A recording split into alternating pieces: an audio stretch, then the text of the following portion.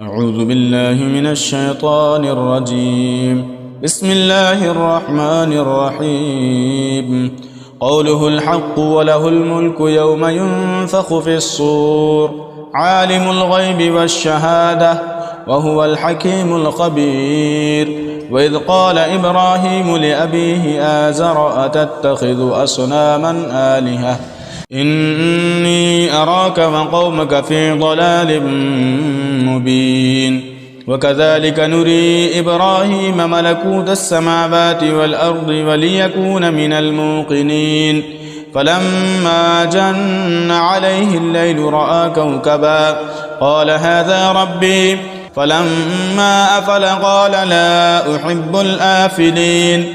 فلما رأى القمر بازغا قال هذا ربي فلما أفل قال لئن لم يهدني ربي لأكونن من القوم الضالين. فلما رأى الشمس بازغة قال هذا ربي هذا أكبر.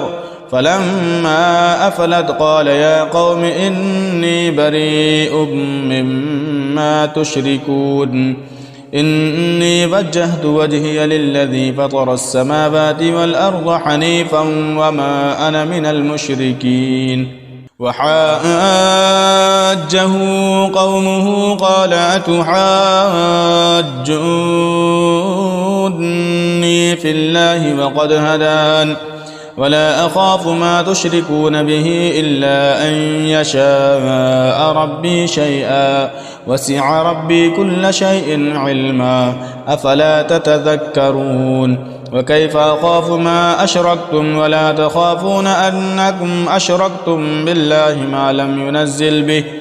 ما لم ينزل به عليكم سلطانا فأي الفريقين أحق بالأمن إن كنتم تعلمون. الذين آمنوا ولم يلبسوا إيمانهم بظلم أولئك لهم الأمن وهم مهتدون. وتلك حجتنا آتيناها إبراهيم على قومه نرفع درجات من نشاء إن ربك حكيم عليم. ووهبنا له إسحاق ويعقوب كلا هدينا ونوحا هدينا من قبل ومن ذريته داود وسليمان وأيوب ويوسف وموسى وهارون وكذلك نجزي المحسنين. وزكريا ويحيى وعيسى وإلياس كل من الصالحين وإسماعيل واليسع ويونس ولوطا وكلا فضلنا على العالمين. ومن آبائهم وذرياتهم وإخوانهم واجتبيناهم وهديناهم إلى صراط مستقيم. ذلك هدى الله يهدي به من يشاء من عباده ولو أشركوا لحبط عنهم ما كانوا يعملون. أولئك الذين آتيناهم الكتاب والحكم والنبوة فإن يكفر بها هؤلاء فقد وكلنا بها قوما ليسوا بها بكافرين. أولئك الذين هدى الله فبهداه مقتده قل لا أسألكم عليه أجرا إن هو إلا ذكرى للعالمين. وما قدروا الله حق قدره إذ قالوا ما أنزل الله على بشر من شيء قل من أنزل الكتاب الذي جاء به موسى نورا وهدى للناس تجعلونه قراطيس تبدونها وتخفون كثيرا وعلمتم ما لم تعلموا أنتم ولا آباؤكم قل الله ثم ذرهم في خوضهم يلعبون.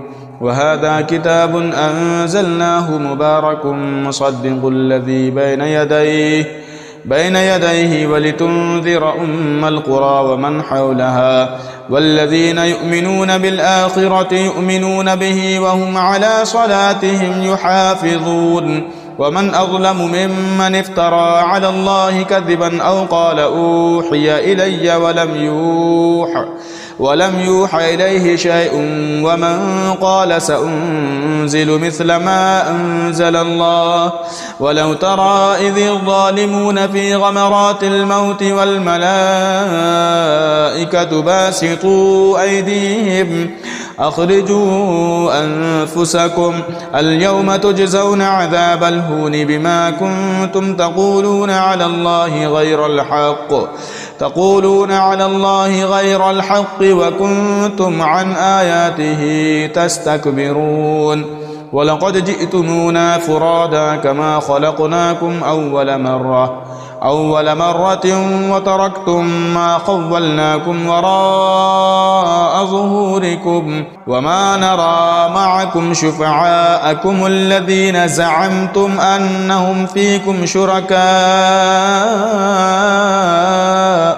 لقد تقطع بينكم وضل عنكم ما كنتم تزعمون إن الله فالق الحب والنوى يخرج الحي من الميت ومخرج الميت من الحي ذلكم الله فأنى تؤفكون فالق الإصباح وجعل الليل سكنا والشمس والقمر حسبانا ذلك تقدير العزيز العليم وهو الذي جعل لكم النجوم لتهتدوا بها في ظلمات البر والبحر قد فصلنا الآيات لقوم يعلمون وهو الذي أنشأكم من نفس واحدة فمستقر ومستودع قد فصلنا الآيات لقوم يفقهون وهو الذي أنزل من السماء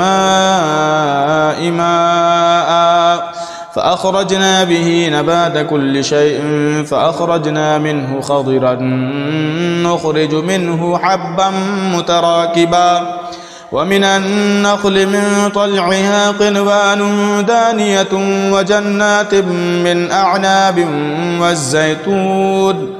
والزيتون والرمان مشتبها وغير متشابه انظروا إلى ثمره إذا أثمر وينعه إن في ذلكم لآيات لقوم يؤمنون وجعلوا لله شركاء الجن وخلقهم وخرقوا له بنين وبنات بغير علم سبحانه وتعالى عما يصفون بديع السماوات والأرض أنى يكون له ولد ولم تكن له صاحبة وخلق كل شيء وهو بكل شيء عليم ذلكم الله ربكم لا إله إلا هو خالق كل شيء فاعبدوه وهو على كل شيء وكيل لا تدركه الأبصار وهو يدرك الأبصار وهو اللطيف الخبير قد جاءكم بصائر من ربكم فمن أبصر فلنفسه ومن عمي فعليها وما أنا عليكم بحفيظ وكذلك نصرف الآيات وليقولوا درست ولنبينه لقوم يعلمون اتبع ما أوحي إليك من ربك لا إله إلا هو وأعرض عن المشركين ولو شاء الله ما أشركوا وما جعلناك عليهم حفيظا وما أنت عليهم بوكيل ولا تسبوا الذين يدعون من دون الله فيسبوا الله عدوا بغير علم كذلك زينا لكل أمة عملهم ثم إلى ربهم مرجعهم فينبئهم بما كانوا يعملون وأقسموا بالله جهد أيمانهم لئن جاءتهم آية ليؤمنن بها قل إنما الآيات عند الله وما يشعركم أنها إذا جاءت لا يؤمنون ونقلب أفئدتهم وأبصارهم كما لم يؤمنوا به أول مرة ونذرهم في طغيانهم يعمهون.